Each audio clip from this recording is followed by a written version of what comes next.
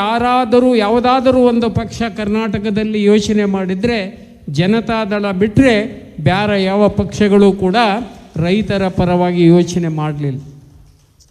ಎಲ್ಲವನ್ನ ನೀವು ನೋಡಿದ್ದೀರಿ. ನನಗೆ 2 ಸಾರಿ ಅವಕಾಶವನ್ನು ಕೊಟ್ರಿ. 2ನೇ ಸಾರಿ ನಾನು ಗೆದ್ದಾಗ ಕುಮಾರಣ್ಣ ಮುಖ್ಯಮಂತ್ರಿ ಆದರು.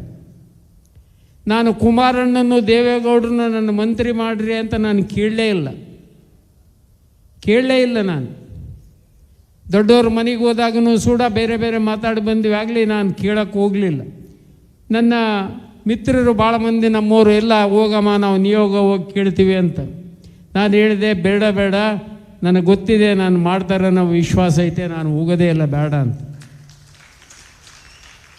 ಇಲ್ಲೇ ನಮ್ಮ ಸಿನ್ನೂರಿನಲ್ಲಿ ಬಂದಾಗ ದೇವೇಗೌಡರು ಹೇಳೋದ್ರು ನೀವು ಆರಿಸಿ ಕಳಿಸ್ರಿ ನಾನು ಅವ್ನ ಮಂತ್ರಿ ಮಾಡ್ತೀನಿ ಅಂತ. ಒಂದು ಸತ್ತ ಹೇಳ್ತೀನಿ, ನಾನು ಮನೆಗೆ ಹೋಗಿ ದೊಡ್ಡವ್ರ ಮನೆಗೆ ನನ್ನ ಕರೆದ್ರು, ಬಾ ಇಲ್ಲೇ ಅಂತ.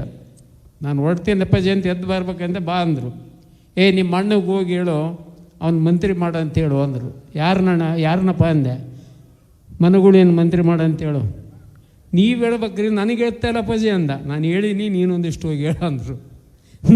ಅಂದರೆ ನನಗೆ ನಾನು ಮಂತ್ರಿ ಅಂತ ಹೇಳಿಲ್ಲ, ಅವ್ರ ಮಂತ್ರಿ ಮಾಡಂದಾಗ ನನಗೆ ಭಾಳ ವಿಶ್ವಾಸ ಬಂತು. ನನಗೆ ಹೇಳಿದ್ನಲ್ಲ ಅಂತ ಅಣ್ಣಗೆ ಹೋಗಿ ಹೇಳಿದೆ. ಕಡೆಗೆ ಮಾಡಿದ್ರು ಮಂತ್ರಿ, ಆ ಮಾತು ಬೇರೆ. ಆದರೆ ದೊಡ್ಡವರು ಕೂಡ ನಮ್ಮನ್ನು ಅಷ್ಟು ವಿಶ್ವಾಸದಲ್ಲಿ ಇಟ್ಕೊಂಡಿದ್ದಾರೆ. ಅವರ ಮನೆತನದ ಒಬ್ಬರು ಹಾಲ್ಕೋಡು ಹನುಮಂತಪ್ಪನವರು ದಯವಿಟ್ಟು ವೇದಿಕೆಗೆ ಬರಬೇಕು. ಅವರನ್ನು ತಮ್ಮೆಲ್ಲರ ಪರವಾಗಿ ನಾನು ಹಾರ್ದಿಕವಾಗಿ ಸ್ವಾಗತವನ್ನು ಮಾಡ್ತೇನೆ. ಸ್ಟಾರ್ ಅಟ್ರಾಕ್ಷನ್ ಬನ್ನಿ, ದಯವಿಟ್ಟು ಅವರಿಗೆ ಪಕ್ಷದ ಶಾಲನ್ನು ಒದಿಸುವ ಮೂಲಕ ಸ್ವಾಗತವನ್ನು ಮಾಡಬೇಕು. ಈ ಕಡೆ ಬರ್ರಿ. ನಾನು ಏನೋ ಮಾತಾಡಕತ್ತಿದ್ದೆ, ಅಣ್ಣ ಬಂದ. ಮನೆಗಳೇ ಮಂತ್ರಿ ಮಾಡೋದ್ರ ತಲೆ ಬಂದಿದ್ದೆ. ಹಾಗಾಗಿ ನಿಮ್ಮೆಲ್ಲರ ಆಶೀರ್ವಾದದಿಂದ ನಮ್ಮ ತಾಲೂಕಿನ ಅಣ್ಣ ಕುಂದ್ರಣ್ಣ, ನಮ್ಮ ತಾಲೂಕಿನ ಇತಿಹಾಸದ ಮೊದಲ ಮಂತ್ರಿ ಆದೆ ನಾನು. ಇದುವರೆಗೂ ನನ್ನ ತಾಲೂಕದಾಗ ಯಾರೂ ಮಂತ್ರಿ ಆಗಿರಲಿಲ್ಲ. ಆ ಆಶೀರ್ವಾದ ನೀವು ಕೊಟ್ಟ ಮತದಾನದಿಂದ ನಾನು ಕುಮಾರಣ್ಣನ ದೊಡ್ಡವರ ಆಶೀರ್ವಾದದಿಂದ ನನ್ನ ತಾಲೂಕಿನ ಪ್ರಥಮ ಮಂತ್ರಿಯಾಗಿ ಆಯ್ಕೆಯಾದೆ. ನನ್ನ ಮೇಲೆ ದೊಡ್ಡ ಜವಾಬ್ದಾರಿ ಇತ್ತು. ಹಾಗಾಗಿ ನನಗೆ ಇನ್ನೂ ಕೂಡ ಅರ್ಥ ಆಗಿಲ್ಲ, ನನ್ನನ್ನು ಯಾಕೆ ಸೋಲಿಸಿದ್ರಿ ನೀವು ಅಂತ. ಏನು ನಾನು ಕೆಲಸ ಮಾಡಿರಲಿಲ್ಲ ಅಂತ ಸೋಲಿಸಿದ್ರು, ಯಾಕೆ ಒಂದೊಂದು ಸಲ ನನಗೆ ಏನು ಅಂತ ಗೊತ್ತಾಗೋದಿಲ್ಲ. ಒಂದೊಂದು ಸನ್ನಿವೇಶ ಒಬ್ಬೊಬ್ಬರಿಗೆ ಒಂದೊಂದು ಪಾಠವನ್ನು ಕಲಿಸ್ತದೆ. ನಾನು ನಮ್ಮ ಬಸ್ಸಾಪುರ ಬಸ್ಸಾಪುರ ಅಂತ ಒಂದು ಹಳ್ಳಿ ಐತಿ, ಹರಿಜನವಾಡದಲ್ಲಿ ಭಾಷಣ ಮಾಡ್ತಾಯಿದ್ದೆ. ಒಬ್ಬ ವ್ಯಕ್ತಿ ಬಂದ, ನಾನು ನಿನಗೆ ಓಟ್ ಹಾಕೋದಿಲ್ಲ ಅಂದ. ಮತ್ತು ಯಾರಿಗೆ ಹಾಕ್ತೀಯಪ್ಪ ಅಂದೆ. ಕುಮಾರಣ್ಣಗೆ ಹಾಕ್ತೀನಿ ಅಂದ. ನನಗೆ ಆಶ್ಚರ್ಯ ಹೋಗ್ಬಿಡ್ತೀವಿ. ಅವನು ಎಷ್ಟು ಮುಗ್ಧ ಅಂದ್ರೆ, ಇಲ್ಲೇ ಇದಾರೆ ನೋಡಿದೆ ಇವರಿದ್ದರು ನನ್ನ ಬಗಲಾಗ, ಅವ್ರ ಬಗಲಾಗಿದ್ದರು ನಾನು ಕೂಡ ಮಾತಾಡುವಾಗ ನನಗೆ ಆಶ್ಚರ್ಯ ಆಯಿತು. ಎಲ್ಲಿ ಕುಮಾರಣ್ಣ, ಎಲ್ಲಿ ಇವನು, ಅವನು ಇಷ್ಟು ಮುಗ್ಧದೇನ, ಕುಮಾರಣ್ಣನ ಕ್ಯಾಂಡಿಡೇಟ್ ನಾನು ಅನ್ನೋದು ಗೊತ್ತಿಲ್ಲ ಅವನಿಗೆ. ನಾನು ಕೆಳಗಿಳಿದು ಭಾಷಣ ಬಿಟ್ಟು ಹೋಗಿ ಎದಕ್ಕೆ ಹಾಕ್ತಿ ಕುಮಾರಣ್ಣಗೆ ಅಂತ ಕೇಳಿದೆ. ಏನು ಮಾತಾಡ್ತೀರಿ, ನನ್ನ ಮಗನ್ನ ಎಲ್ಲಿ ಆಸ್ಪತ್ರೆಗೆ ಇಡಲಿಲ್ಲ, ಧರ್ಮದರ್ಶನಾಗ ಎತ್ಕೊಂಡು ಹೋದ್ರೆ ನನ್ನ ಮಗನ್ನ ಆಸ್ಪತ್ರೆಗೆ ಸೇರಿಸಿ ಜೀವ ಉಳಿಸ್ಯಾನ, ಅದಕ್ಕೆ ಹಾಕ್ತೀನಿ ಅಂತ. ನೋಡಿ, ಎಲ್ಲಿಯ ಕುಮಾರಣ್ಣ, ಎಲ್ಲಿಯ ಇವನು, ಆತ ಮಾಡುವ ಕೆಲಸಗಳು. ಆವತ್ತಿಂದ ನಾನು ಇವತ್ತಿನವರೆಗೆ ನನ್ನ ಫೋನ್ ಸ್ವಿಚ್ ಆಫ್ ಮಾಡೋದಿಲ್ಲ. ಆ ಕರೆಗಳು ನನಗೆ 106 ಬರ್ತವೆ, ಹೌದಿಲ್ಲ? ನಿಮಗೆಲ್ಲರಿಗೂ ಗೊತ್ತೈತೆ. ನನ್ನ ಫೋನ್ ಸ್ವಿಚ್ ಆಫ್ ಇರ್ತೈತೇನು? ಎಂದೂ ಸ್ವಿಚ್ ಆಫ್ ಮಾಡೋಂಗಿಲ್ಲ. ಅದು ನಾನು ಕಲಿತ ಪಾಠ ಕುಮಾರಣ್ಣಂದು. ಇವತ್ತಿಗೂ ನಾನು ಒಂದು ವಾರದಾಗ 10 ಮಂದಿನಾದರೂ ಆಸ್ಪತ್ರೆಗೆ ಕಳಿಸಿರ್ತೀನಿ. ಅವರು ಫೋನ್ ಕರೆಗಳು ಬರ್ತಾವೆ. ಎಲ್ಲಾದರೂ ಆಕ್ಸಿಡೆಂಟ್ ಆದರೂ ಫೋನ್ ಕರೆ ಬರ್ತಾವೆ. ಕೆಲವು ಕರೆನೂ ಬರ್ತಾವೆ. ರಾತ್ರಿ 11:00 12:00 ಫೋನ್ ಮಾಡಿದ್ದ. ಅದಕ್ಕಂದ್ರೆ ಥ್ಯಾಂಕ್ಸ್ ಅಣ್ಣ, ಎತ್ತಿಬಿಟ್ಟು ಫೋನ್ ಅಂದೆ. ಎದಕ್ಕೂ ಅಂದೆ, ನನ್ನ ದೋಸ್ತ್ ಎತ್ತಂಗಿಲ್ಲ ಅಂದು ನೀನು ಎತ್ತಿಬಿಟ್ಟು ಸಾಕಂದ. ಅಂಥ ಫೋನ್ನೂ ಬರ್ತಾವೆ. ಇರಲಿ, ಅವನ ಅಭಿಮಾನದಿಂದ ಎಲ್ಲ ಕುಂತಾರ ಊಟ ಮಾಡಿಕೊಂತ ಎತ್ತಂಗಿಲ್ಲ, ಎತ್ತರ ಅಂತ ಜಗಳ ಆಡಿ ಫೋನ್ ಎತ್ತಿದೆ ಅಂದ. ಹಾಗಾಗಿ ಇವತ್ತು ನನಗೆ ಭಾಳ ಆಶ್ಚರ್ಯ ಅನಿಸ್ತೈತೆ. ನಿಮ್ಮ ಊರಿನಲ್ಲಿ ಈಗ ಇಲ್ಲಿ ಬಂದಿರಿ, ಎಲ್ಲ ಊರವರು ಇದಿರಿ. ಇಲ್ಲಿ ಯಾವುದಾದ್ರೂ ಒಂದು ಊರು ನಾನು ಕೆಲಸ ಮಾಡಿದ ಊರಿದ್ದರೆ ನಾನು ಇವತ್ತ ರಾಜೀನಾಮೆ ಕೊಟ್ಟು ಹೋಗ್ಬಿಡ್ತೀನಿ ರಾಜಕೀಯಕ್ಕೆ. ಕುಡಿಯುವ ನೀರಿಲ್ಲದ, ಶಾಲೆಗಳಿಲ್ಲದ, ಸರ್ವ ಋತು ರಸ್ತೆಗಳಿಲ್ಲದ, ವಿದ್ಯುತ್ ಇಲ್ಲದ ಒಂದು ಗ್ರಾಮ ಇಲ್ಲ ನನ್ನ ಕ್ಷೇತ್ರದಲ್ಲಿ. ಎಲ್ಲ ಊರಿಗೆ ರಸ್ತೆಗಳನ್ನು ಮಾಡಿನಿಲ್ಲ, ಮಾಡಿನೇ ಇಲ್ಲ. 10-20 ಗುಡಿಸಲಿದ್ದಲ್ಲಿ ಟಾರ್ ರೋಡ್ ಮಾಡಿಕೊಟ್ಟೀನಿ. ಸಿಂಧನೂರು ನಗರದಾಗ ನೀವು ಅಡ್ಡಾಡಿದರೆ ಕೈಯಾಗ ಚಪ್ಪಲಿ ಹಿಡ್ಕೊಂಡು ಅಡ್ಡಾಡ್ತಿದ್ರಿ, ಗಾಡಿ ಹೋಗಕ್ಕೆ ಬರ್ತಿದ್ದಿಲ್ಲ. ಇವತ್ತು ಯಾವ ಓಣಿಗರ ಹೋಗ್ರಿ ಟಾರ್ ರೋಡ್ ಅದಾವ ಇಲ್ಲ. ಸಿಂಧನೂರು ನಗರ 85-90%. ಸಿನ್ನೂರಾಗ ಏನು ಬಿಲ್ಡಿಂಗ್ ಕಾಣ್ತಾವ ಅವೆಲ್ಲ ಬಿಲ್ಡಿಂಗ್ ನಾನು ಕಟ್ಟಿದ್ದು. ಹೌದಿಲ್ಲ? ಮಿನಿ ವಿಧಾನಸೌಧ ನಾನು ಕಟ್ಟೀನಿ. ಪೊಲೀಸ್ ಸ್ಟೇಷನ್ 2 ನಾಡಗೌಡರು ಅಲ್ಲ, ಅದನ್ನು ಮಾಡಿದ ಮೇಲೆ ಪ್ಲಾಟ್ಗಳು ಡಬಲ್ ರೇಟ್ ಆಗ್ಯಾವ, ಆಗಿರ್ಬೇಕು ಬಿಡೋದು. ನಮ್ಮ ಡ್ಯೂಟಿ ನಾವು ರೋಡ್ ಮಾಡೋದು ಮಾಡಿದ್ದೀವಿ. ಎಲ್ಲ ಬಿಲ್ಡಿಂಗ್ಗಳು, ಎಕ್ಸಿಕ್ಯೂಟಿವ್ ಇಂಜಿನಿಯರ್ ಆಫೀಸ್ ತಂದೆ, ಅದಕ್ಕೆ ಬಿಲ್ಡಿಂಗ್ ಕಟ್ಟಿದೆ. 2 ಪೊಲೀಸ್ ಸ್ಟೇಷನ್ ಕಟ್ಟಡ ಕಟ್ಟಿದೆ, ಸ್ಟೇಡಿಯಂ ಮಾಡಿದೆ. ನಿಮ್ಮ ಇದು ಇನ್ನೊಂದು ತಾಯಿ ಮಕ್ಕಳ ಆಸ್ಪತ್ರೆ ಇದಕ್ಕೆ ಉದ್ಘಾಟನೆಗೆ ಬಂತು. ನಮ್ಮ ಇದು ಮಾಡಿದ್ನಲ್ಲಪ್ಪ ರಂಗಮಂದಿರ ಆಯಿತು. ವೆಟರ್ನರಿ ಒಂದು ಕಾಲೇಜ್ ಮಾಡಿ ನಾನು ಮಿನಿಸ್ಟ್ರಿ ಇದ್ದೆ ಅಂತೇಳಿ ದನಗಳನ್ನು ಅಡ್ಮಿಟ್ ಮಾಡ್ಕೊಳ್ಳೋಕೆ ಪ್ರೊವಿಷನ್ ಮಾಡೀನಿ. ಟ್ರೀಟ್ಮೆಂಟ್ ಮಾಡಬೇಕು, ಅಲ್ಲೇ ಆಪ್ರೇಷನ್ ಥಿಯೇಟ್ರು ಎಲ್ಲ. ಪೆಟ್ಸ್ಗೆ ಒಂದು ವಿಂಗು, ಎನಿಮಲ್ಸಿಗೆ ಒಂದು ವಿಂಗ್. ಅಂಥ ಒಂದು ಕರ್ನಾಟಕದಲ್ಲಿ ಅಂಥ ಹಾಸ್ಪಿಟ್ಲ್ ಎಲ್ಲೂ ಇಲ್ಲ. ಅಂಥ ಒಂದು ಹಾಸ್ಪಿಟ್ಲ್ ಕಟ್ಟಿನಿ. ಈಗ ಡಾಕ್ಟ್ರ್ ಹಾಕೋಕ್ಕಾಗವಲ್ದವ್ರಿಗೆ. 8-10 ಕೋಟಿ ಸ್ಟೇಡಿಯಂ ಮಾಡೀನಿ. ಇವತ್ತು ಆ ಸ್ಟೇಡಿಯಂ ನೋಡೋಕೆ ಹೋಗ್ಬಿಟ್ರೆ ನನ್ನ ಕಣ್ಣಾಗ ನೀರು ಬರ್ತಾವೆ. ಹಾಳು ಮಾಡಿ ಇಟ್ಟುಬಿಟ್ರು. ಇವತ್ತು ನಾನು ಎಲ್ಲ ಊರಿಗೆ, ನಿಮ್ಮ ಊರಿಗೆ ಬಂದು ನಿಮ್ಮ ಊರಿಗೆ ಎಷ್ಟು ಕೋಟಿ ಕೆಲಸ ಮಾಡೀನಿ ಅಂತ ಮಾಹಿತಿ ಕೊಟ್ಟು ಬಂದಿದ್ನಿಲ್ಲ. ಎಲ್ಲ ಊರಿಗೆ ಬಂದು ಮಾಹಿತಿ ಕೊಟ್ಟಿದ್ದು, ನಿಮ್ಮ ಊರಾಗ ಏನೇನು ಕೆಲಸ ಆಗೈತೆಪ್ಪ, ಇನ್ನೇನು ಆಗಬೇಕು ಅಂತ. ಅದಕ್ಕೆ ಒಂದೊಂದು ಸಲ ನನಗೆ ಅನಿಸ್ತೈತೆ, ಕೆಲಸಕ್ಕೂ ಚುನಾವಣೆಗೂ ಸಂಬಂಧನೇ ಇಲ್ಲ. ಕೆಲಸ ಮಾಡಿದವರೆಲ್ಲ ಗೆದ್ದಿತೀವಿ ಅನ್ನೋದು ಸುಳ್ಳು. ಅವತ್ತು ಏನು ಸನ್ನಿವೇಶ ಬರ್ತೈತೆ, ಯಾವುದೋ ಸನ್ನಿವೇಶದಾಗ ಎಲ್ಲೋ ಹೋಗ್ಬಿಡ್ತೀವಿ. ಹಾಗಾಗಿ ಇದಾಗುತ್ತೆ. ಇವತ್ತು ಜೋಳ ಬೆಳೆದ ರೈತರು ಬಂದು ಕುಂತಿರಿ ಇಲ್ಲಿ ಭಾಳಷ್ಟು ಮಂದಿ. ಇವತ್ತು ಏನು ಪರಿಸ್ಥಿತಿ ಇದೆ ನಿಮ್ಮದು? ನಾನಿದ್ದಾಗ ನಿಮ್ಮ ಜೋಳಗಳು 1 ತಿಂಗಳದ ಒಳಗಾಗಿ ಖರೀದಿಯಾಗಿ ಮತ್ತೆ 1 ತಿಂಗಳದ ಒಳಗಾಗಿ ನಿಮಗೆ ದುಡ್ಡು ಸಹಿತ ಬಂದು, ವಾರದಾಗ ಒಂದು ಸಲ ಬಂದು ದುಡ್ಡು ಬಂದವ ಇಲ್ಲ. ಈಗ ಯಾಕೆ ಆಗ್ತಾ ಇಲ್ಲ? ಅಂದರೆ ಸರ್ವನಾಶ ಮಾಡಿಟ್ಟಾರ. ಇದಕ್ಕೆ ಸರ್ಕಾರ ಅಂತಾರ? ಇವ್ರಿಗೇನಾದರೂ ಮಾನ ಮರ್ಯಾದೆ ಇದೆಯಾ? ಜೋಳ ಕಟಾವಾಗಿ 3 ತಿಂಗಳದ ಮೇಲೆ ಕೇಂದ್ರ ಸರ್ಕಾರನ ಕೇಳ್ತಾರೆ, ಹೋಗಿ ಪರ್ಮಿಷನ್ ಕೊಡಿ ಅಂತ. ಅವರು ಪರ್ಮಿಷನ್ ಬಂದ ಮೇಲೆ ಖರೀದಿ ಮಾಡೋದಕ್ಕೆ ಪ್ರಾರಂಭ ಮಾಡೋಕ್ಕೆ 1 ತಿಂಗಳು 2 ತಿಂಗಳು ಮಾಡ್ತಾರೆ. ಖರೀದಿ ಮಾಡಿದ ಮೇಲೆ ಚೀಲ ತರ್ಸಕ್ಕೆ ಹೋಗ್ತಾರೆ. ಚೀಲ ತರಿಸಿದ ಮೇಲೆ ಗಾಡಿಗಳನ್ನು ಹುಡುಕ್ತಾರೆ. ಗಾಡಿ ತರಿಸಿದ ಮೇಲೆ ಗೋಡೌನ್ಗಳನ್ನು ಹುಡುಕ್ತಾರೆ. ಇವರಿಗೆ ಅಧಿಕಾರಿಗಳು ಇದಕ್ಕೆ ಸರ್ಕಾರ ಅಂತಾರ? ಇವತ್ತು ಎಂಥ ಪರಿಸ್ಥಿತಿಗೆ ತಂದಿಟ್ಟಿದ್ದಾರೆ ಅಂದರೆ, ಮೊದಲು ಬೆಳೆದ ರೈತರು 20 ಕ್ವಿಂಟಲ್ ತಗೊಂಡಾರ, ಹಿಂದಗಡೆ ಬಂದರು 15 ಕ್ವಿಂಟಲ್ ಆಗ್ಯಾವ. ಕೆಲವು ರೈತರಿಗೆ 10 ಕ್ವಿಂಟಲ್ ಕೊಡಬೇಕು. ಅವ್ರು ರೈತರಲ್ಲ. ಇವತ್ತು ಎಂಥ ಪರಿಸ್ಥಿತಿ ನಿಖಿಲಣ್ಣ, 5,000 ರೂಪಾಯಿ ಲಂಚ ಕೊಟ್ಟು ಆ ಗಾಡಿಗಳನ್ನು ಇಳಿಸಿ ಬರ್ತಕ್ಕಂಥ ಪರಿಸ್ಥಿತಿಗೆ ಬಂದು ನಿಂತೈತಿ. 5,000 ಕೊಟ್ಟರೆ ಗಾಡಿ ಇಳಿಸ್ತಾರೆ, ಅನ್ಲೋಡ್ ಆಗ್ತಾವೆ. ಇದನ್ನು ಯಾರು ಜವಾಬ್ದಾರಿ? ಇದಕ್ಕೆ ಸರ್ಕಾರ ಅಂತಾರ? ಇದರ ಬಗ್ಗೆ ನಾನೇ ಖುದ್ದು ಹೋಗಿ ರಾಜ್ಯದ ಕೃಷಿ ಮಂತ್ರಿಗೆ ಭೇಟಿಯಾಗಿ ಬಂದೆ. ಪರಿಸ್ಥಿತಿ ಹಿಂಗೈತೆ ಅಂತ.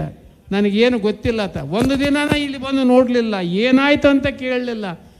ಇಂಥವ್ರು ಮಂತ್ರಿಗಳಾದರೆ ಏನು ಆಗಬೇಕು? ಇವತ್ತು ಎಂಥ ಪರಿಸ್ಥಿತಿ?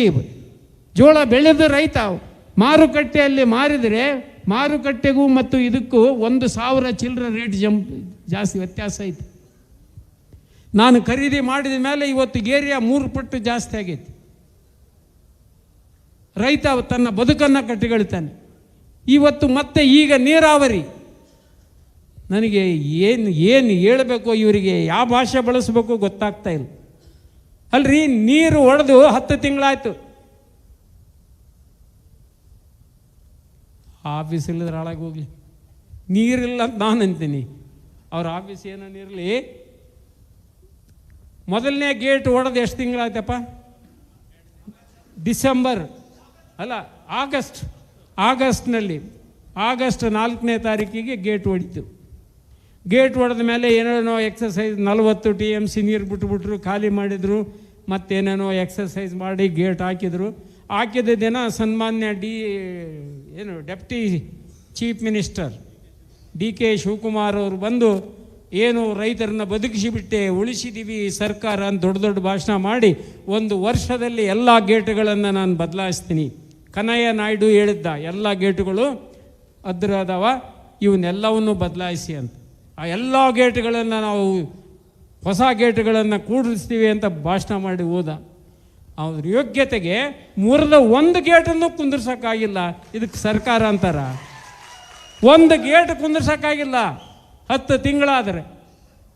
ಬ್ಯಾಸಿಗೆಗೆ 4 ತಿಂಗಳೇನು ಮಕ್ಕಂಡಿದ್ದೀರಾ? ನಿದ್ದೆ ಮಾಡ್ತಿದ್ದೀರಾ? ಏನು ಮಾಡ್ತಾಯಿತ್ತು ಸರ್ಕಾರ? ಯಾಕೆ ಕುಂದಿರ್ಸೋಕ್ಕಾಗೋದಿಲ್ಲ? ಈ ವೈಜ್ಞಾನಿಕ ಇದರಲ್ಲಿ 1 ದಿನಕ್ಕೊಂದು ಮನೆ ಕಟ್ತಾರೆ, 1 ಗೇಟ್ ಕುಂದಿರ್ಸೋಕ್ಕಾಗೋದಿಲ್ಲ ನಿಮಗೆ 10 ತಿಂಗಳಾದರೆ.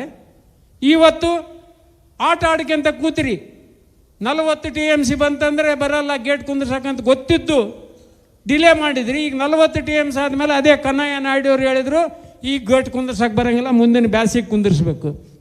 ನಾಳೆ ಏನಾದರೂ ಅನಾಹುತ ಆದರೆ ಯಾರ್ದು ಜವಾಬ್ದಾರಿ? ಅಲ್ಲ, ನನಗೆ ಇನ್ನೊಂದು ದೊಡ್ಡ ವಿಚಿತ್ರ ಅನಿಸ್ತಕ್ಕಂತೈತೆ. ಈಗ 2ನೇ ಬೆಳೆ ಬಗ್ಗೆ ಈಗ ಯಾಕೆ ಚರ್ಚೆ ಬರ್ತೈತೆ? ಮೊದಲನೇ ಬೆಳೆಗೆ 40 TMC 50 TMC ನೀರು ಐತೆ, ಬಿಡಬೇಕು, ಬಿಡ್ರಿ. ನವಂಬರ್ ಡಿಸೆಂಬರ್ನಾಗಲ್ಲ ಎಷ್ಟು ನೀರು ಐತೆ, ನೀವು ಎಷ್ಟು ಕೊಡಬೇಕು, ಎಷ್ಟು ಬಿಡ್ತೀರಿ ಅನ್ನೋದು ಈಗಲೇ ಭಾಷಣ ಮಾಡ್ಕೊಂತ ಹೊಂಟುಬಿಟ್ರೆ ನಮ್ಮ MLA. 2ನೇ ಬೆಳೆ ಇಲ್ಲ. ಯಾರು ಹೇಳಿದ್ರು ನಿಮ್ಗೆ 2ನೇ ಬೆಳೆ ಇಲ್ಲ ಅಂತ? ಏನು ICC ಮೀಟಿಂಗ್ನಾಗ ತೀರ್ಮಾನ ಮಾಡಿರ? ಯಾವ ಆಧಾರದ ಮೇಲೆ ತೀರ್ಮಾನ ಮಾಡ್ತೀರಿ 2ನೇ ಬೆಳೆ ಇಲ್ಲ ಅಂತ? 2ನೇ ಬೆಳೆ ಇಲ್ಲ ಅಂತ ತೀರ್ಮಾನ ಮಾಡೋಕ್ಕೆ ನೀವ್ಯಾರು? ಪ್ರಕೃತಿ ನೀರು ಕೊಟ್ಟರೆ ನೀವು ಕೊಡಂಗಿಲ್ಲ ಅಂತೀರಾ? ಕೊಡಲಿಲ್ಲ ಅಂದ್ರೆ ನಿಮ್ಮನ್ನು ಬಿಡ್ತೀವ? ನೀರು ಹೆಂಗೆ ತರಬೇಕನ್ನೋದು ನನಗೆ ಗೊತ್ತೈತೆ, ತರ್ತೀನಿ.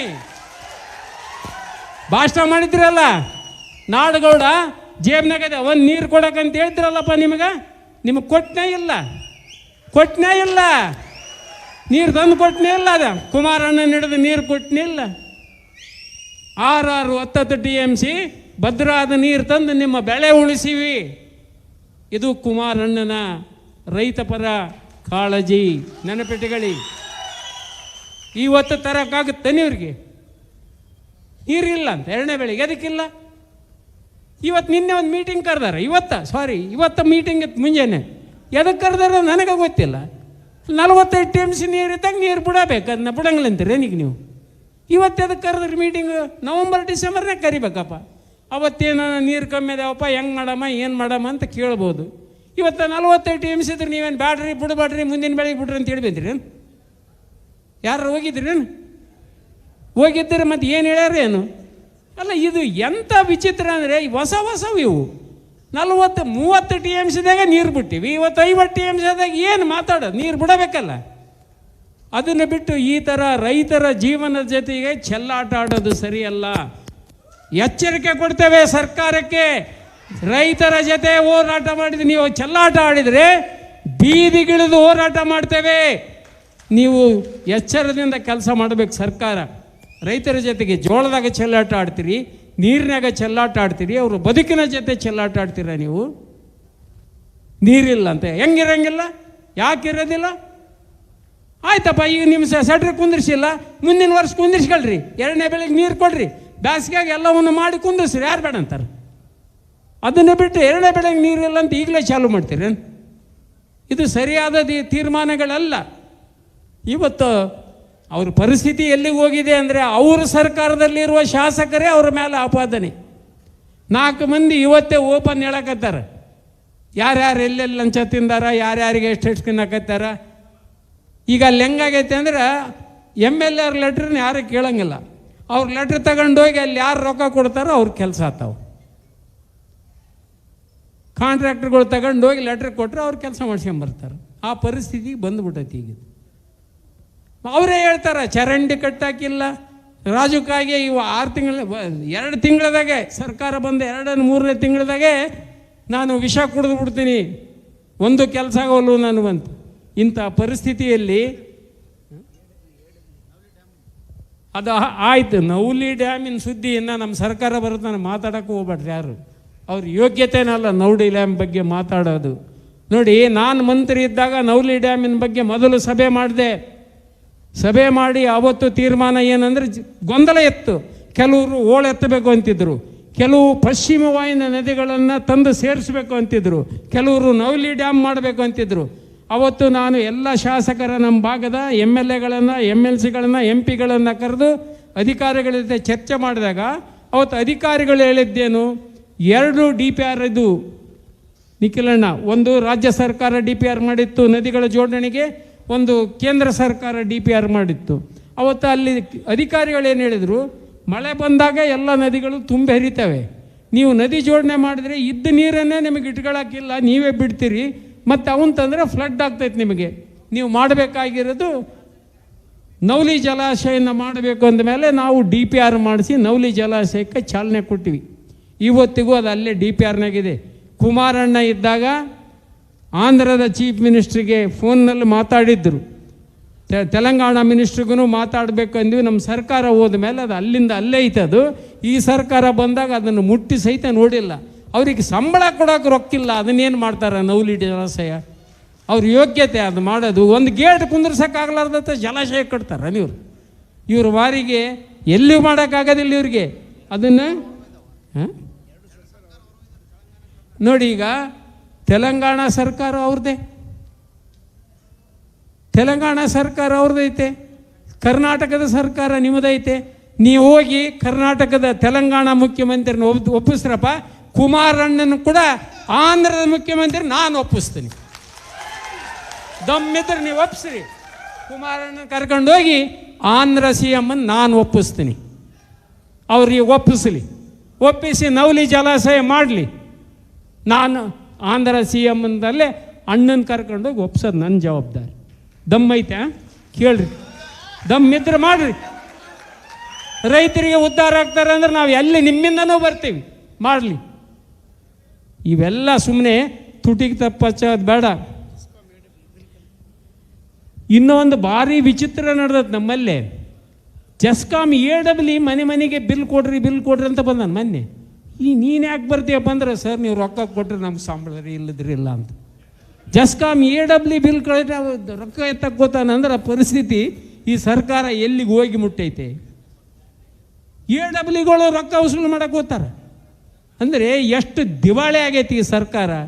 ಅವ್ರು ಹೇಳ್ತಾರೆ, ನೀನು ಯಾಕೆ ಬಂದಿರಿ ಅಂತ ಕೇಳಿದ್ರೆ ಏನು ಮಾಡ್ಬೇಕ್ರಿ, ಮತ್ತು ನಮ್ಗೆ ಸಂಬಳ ಆಗೋದಿಲ್ಲ ಇಲ್ಲದ್ರ ಅಂತಾರೆ. ಇದು ಪರಿಸ್ಥಿತಿ. ಅವು ಯಾರಿಗೂ ರೊಕ್ಕ ಕೊಡೋ ಪರಿಸ್ಥಿತಿಯಾಗಿಲ್ಲ.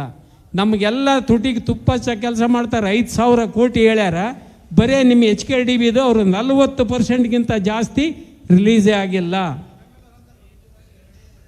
5ರಾಗ 2 ಕೋಟಿ ರಿಲೀಸ್ ಆಗೈತೆ ನೋಡಿ ಅಷ್ಟು. ಇದು 5,000 ಕೋಟಿಯಾಗಿ 2,000 ಆಗೈತೆ. ಇನ್ನು 3,000 ಕೋಟಿ ಪೇಪರ್ನಾಗೆ ಇರ್ತೈತೆ. ಅದು ಇಂಥ ಸರ್ಕಾರ ಇರಬೇಕಾ ಇರಬಾರ್ದು ಅನ್ನೋದು ಒಂದು ಮಾತನ್ನು ಹೇಳ್ತೀನಿ. ರೈತರ ಜೀವನದ ಜೊತೆಗೆ ಚೆಲ್ಲಾಡಿದ ಯಾವ ಸರ್ಕಾರಗಳು ಉಳಿದಿಲ್ಲ, ನೀವು ಉಳಿಯೋದಿಲ್ಲ.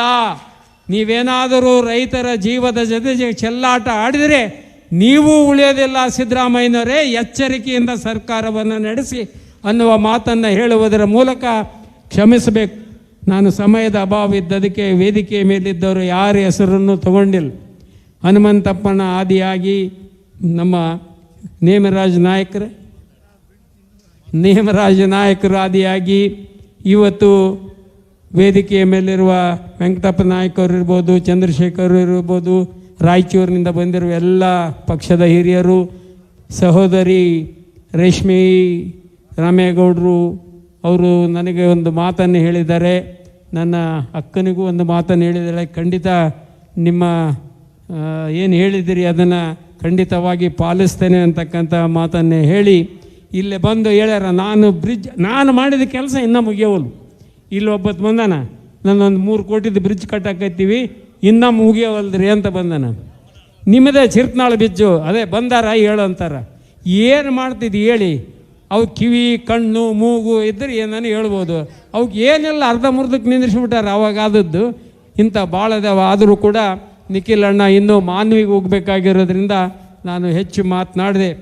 ಇವತ್ತು ಏನು ತಾವೇನು ನಮ್ಮ ಕರೆಗೆ ಹೋಗೊಟ್ಟು ಸುಮಾರು 250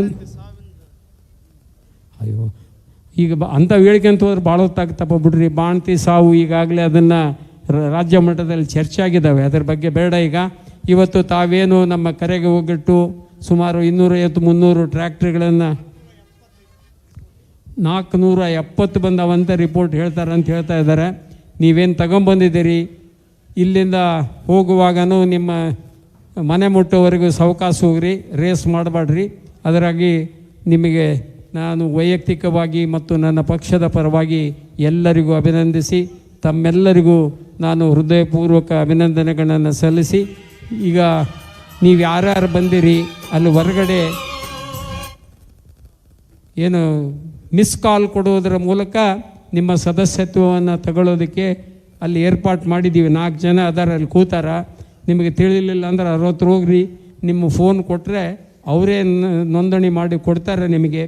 ನೀವೆಲ್ಲರೂ ಕೂಡ, ನೀವು ಮತ್ತು ನಿಮ್ಮ ಮನೆಯವರು ಎಲ್ಲರೂ ಕೂಡ ಮಿಸ್ ಕಾಲ್ನ ಕೊಟ್ಟು ನಿಮ್ಮ ಸದಸ್ಯತ್ವದ ನೋಂದಣಿ ಮಾಡ್ಕೊಳ್ರಿ. ಮಿಸ್ ಕಾಲ್ ಕೊಟ್ಟರೆ ಅದರಲ್ಲಿ ಆ್ಯಪ್ ಬರ್ತೈತೆ, ಅದನ್ನು ಹೊಡೆದ್ರಿ ಅಂದರೆ ಅದು ಇದು ಕೇಳ್ತೈತೆ, ಏನು ಎಂಥ ಒ ಟಿ ಪಿ ಕೇಳ್ತೈತೆ. ಆ OTPನ ನೀವು ಫೀಡ್ ಮಾಡಿದರೆ ಫಾರ್ಮ್ಯಾಟ್ ಸಿಗ್ತೈತೆ, ತುಂಬಿದರೆ ಆಟೋಮೆಟಿಕ್ಲಿ ನಿಮ್ಮ ಮೆಂಬರ್ಶಿಪ್ ಆಗ್ತೈತೆ. ಅದನ್ನು ಮಾಡುವುದರ ಮೂಲಕ ಸಿಂಧನೂರಿನಲ್ಲಿ ಅತಿ ಹೆಚ್ಚು ನೋಂದಣಿ ಆಗಬೇಕು ಅನ್ನುವ ಮನವಿಯನ್ನು ಮಾಡಿ ವಿನಂತಿಯನ್ನು ಮಾಡಿ ನನ್ನ ಮಾತನ್ನು ಮುಗಿಸ್ತೇನೆ. ಜೈ ಹಿಂದ್, ಜೈ ಕರ್ನಾಟಕ. ಕನ್ನಡಾಂಬೆಯ ಪ್ರೇಮದ ಗುಡಿವನು.